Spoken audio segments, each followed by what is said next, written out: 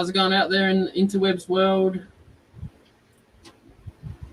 Got Dr. Bob in the house today. You need to ask any questions. I'm sure Dr. Bob can answer them for you because I won't be able to see the chat. Yeah, I'm pulling it up now. So I'm just gonna take this shape down a little bit more because I can't seem to get it dead center into the chop for some reason. So it's just wonking out. So I might just take it down a little bit.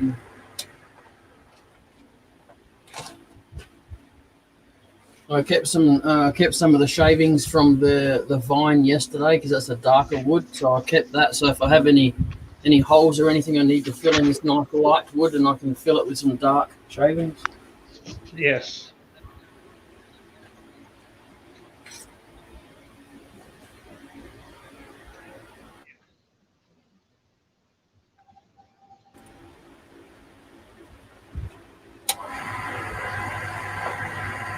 Yeah, we have Engine Monkey 32. It came in. They kind of beat you going sitting here waiting for you to go live. Howdy all, but they're getting ready to go to bed. Oh, that was Jamison. I ought to start making a list of handles versus names.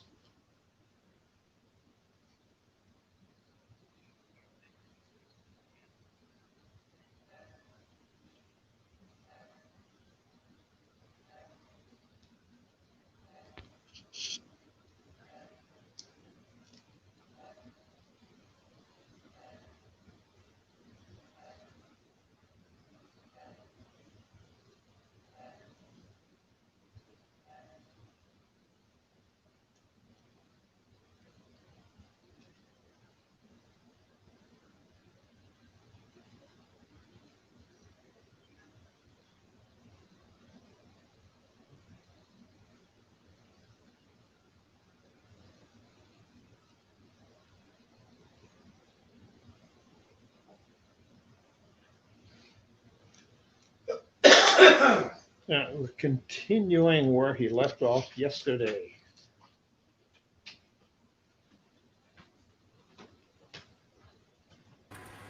Sorry, what was that? I was saying we're continuing where you left off yesterday. Yeah, a couple of days ago. Time flies when you're having fun.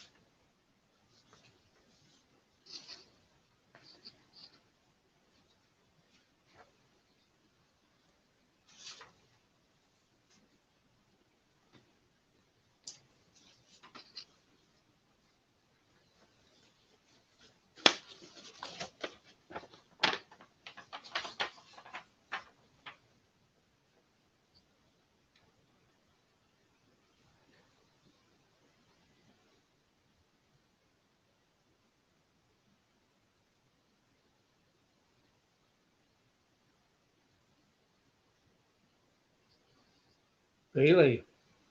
Howdy. Glad to see you here. Why don't you join us while you're at it?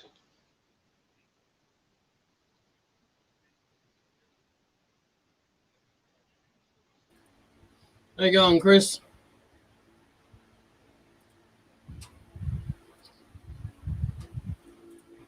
There you go, Dr. Bob.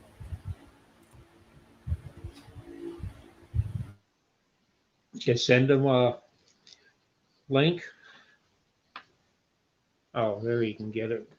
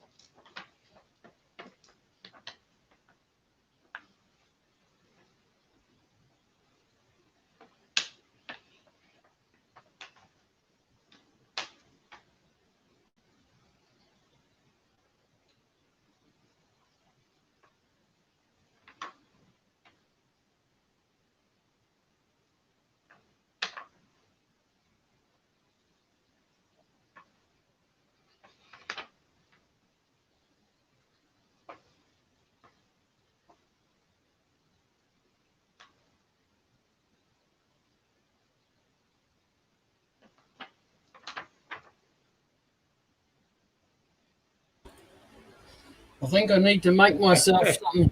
I need to make something that sits in between here and here that kind of just rubs up against this a little bit. Because this length is kind of pushing my chuck to the limits.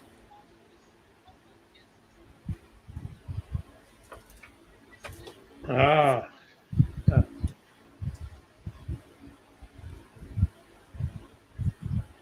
I would never thought of that, but you'd have to have it fit within the notch of the bedways. Otherwise, if it got jammed, well, if it got jammed, it would throw it out of the chuck.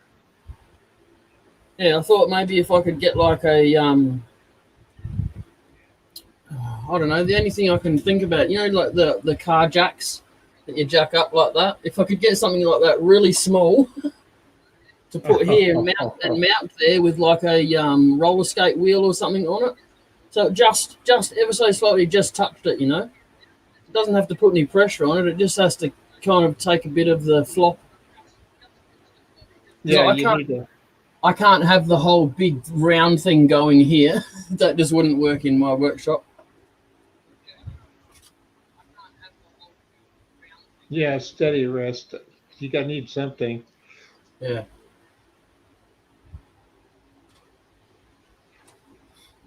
So I'll just periodically stop every now and then and check the chuck because it's already come out twice. So.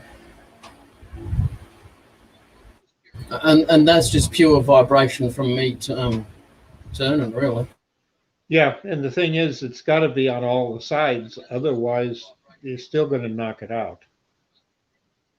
Just being on the bottom won't help. Yeah, I can't have it then. Just it won't fit in my shed and I can't get around. So.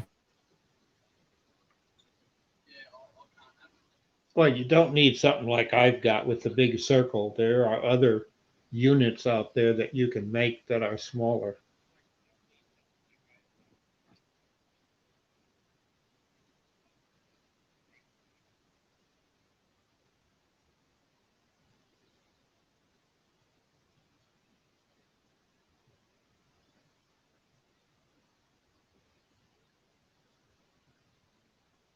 Well, I'm doing production spindles like I did some time ago for a old theater type restoration for the balcony. The reason we had to make them is we wanted to have people use it. What was there was all right. Most of them were, uh, and old, of course, multi paint on them from years and years and carving of names in them. But the problem is that we got a health and safety law that govern railings like that have spindles. You can't, it has to be a certain distance apart so a little kid can't get their head stuck between them and strangle themselves, because that's happened, unfortunately. So now there's a building code standard, and they wanted the balcony open in this old church, and they had to make them. And had a bunch of people help make them look antique, beat them with a chain, carve names in them. We had to spray them down. I got part of doing it, but they got sprayed. They figured out there were 9 coats of paint that had been used over the years, and they put 4 or 5 of them on one after another and sanded them down a bit and scuffed them and put new paint. And so they all looked like they'd been there forever through multiple paintings. But I have to say, when I had to turn out 61 of them, I just got a duplicator. I cheated. Yeah. And turn out one at a time with a master. Uh, they're still rougher. The duplicator I bought come with a point cutter. Yep. And it took a bit of time getting used to it and then reshaping it to what it ended up being, more of a point, a hook nose, and was able to get the angle just right, so it was easy to cut. But once I got that done, it was easy to just put the blanks in and then turn a wheel back and forth. And Yeah. every time you go end to end, because you're cutting in both directions, and with a follower cam underneath, that was the easiest. Now, Robo, he did a live demo of turning out spindles. So you might look it up on his site. But unless you got a lot of them to do, it's not worth the money for the one I got, though I had my client pay half of it. But it still cost $1,000 retail for the whole thing. I won't tell you what we got it for, but yeah. Excuse me. But I've done a lot of stuff like that now, where I've had to do spindles. People will ask me, can you do this? Can you do that? A couple of antique tables where they wanted the legs the same, because I'm not a turner at the skill level of Robo, where he has always done furniture and large production turning work like that. And that was the easiest. And I got a duplicator out of doing the job. Didn't make any money on it, but I got a nice duplicator. Yeah, my uncle used to work for a timber yard when I was a baby, and I remember him saying how he used to use the replicator to make pergola poles and stuff like that, like veranda poles and stuff, so they would match. Yeah. Well, these were for a balcony originally it was a burlesque house. Okay. Long time ago, where they had a bar downstairs and the round poker tables and stuff like that. And then they had a balcony where they were the cheap seats where you could go upstairs and watch the show on the stage. It was for a restoration site. And that's where we had, it was interesting because I get them all so they'd look nice and the right length, and sand them. And I didn't realize that they had to tear them up and make them look as if they were 180 years old. carving their initials in them, stuff like that, the way some of the old ones were, because they wanted, according to the restorationist that was hired to let out the contracts and that, and to make sure it was done as per the period they wanted in order to get certification. Uh, they even made us take and copy over some of the old initial sets that were on them, but some of the vocabulary we weren't allowed to use.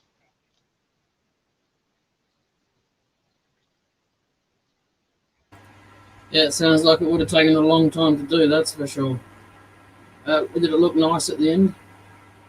Oh, they all looked when I turned them out, they were slick and sanded and smooth. And when they got done making them historic, they looked. They even used chains to bang on them, just long chains, and they'd sit there and swing and hit them occasionally in different places to put nicks in them. So, but I guess that's as a restorationist, they had to make it look authentic as if they were the original ones, because otherwise they would have had to have locked the balcony off and said no. And they had to be 4 inches taller, but we cheated on that. The architect was allowed to do some creative cheating. We made them 4 inches, actually made them 6 inches longer, but they had to be anchored in the wood more than a quarter of an inch at top and bottom, so they had to go in deeper. We had to compensate for that. But to make them look as if they were hand turned that long ago, 150 years ago, or carved, we had one of them. Uh, the restorationist took one of the new ones I made because he couldn't touch any of the ones that were there. They were historic. And he snapped it over his knee and he said, now we're going to put a pin in here, a small dowel, put it back together again and glue it to make it look as if it had been broken a long time ago and spliced. But it had to have a metal pin in it. That's They went way, to me, kind of overboard, but they want to make it look authentic. Yeah, I've done stuff in two pieces before. I've done uh, what do they call them? The headboard or the bedstead part. I did those a Yeah. lot, probably 15 years ago, and had to have those, and we used metal pins in them to hold them together. And only to find out I helped a friend of, I don't know, been some time ago, buy a bed that had the four, not they weren't a four poster bed as we would think of it with a canopy, but it had the four legs were uh, all turned for the bed, and had to have the sturdiness to hold the frame up with them. So they were 6x6s, uh, the bottom half and turned down, so they were solid. And that's 6x6. Uh, what do they call it? Lumber yard, not standard size, but where you have to. They're not really 6 inches. They were under that some to fit the standards for building purposes. But that was fine. We had to put metal pin in socket, which is a product you can buy and put in.